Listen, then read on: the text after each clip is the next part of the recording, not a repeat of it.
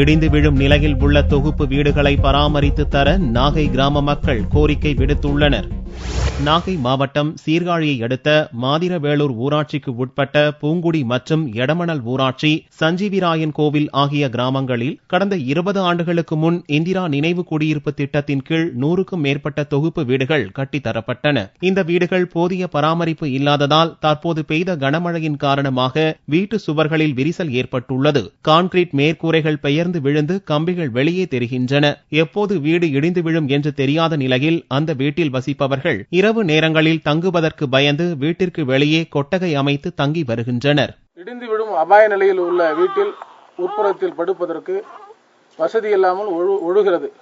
மழை பெய்ந்தால் ஒழுகிறது. மேல்தளம் இடிந்து விடும் அபாய நிலையில் உள்ளது. எந்த நேரத்தில் அவர்களுக்கு உயிர் போகுமோ என்ற பயத்தில், அச்சத்தில் அவர்கள் இல்லத்தில் உறங்குகிறார்கள்.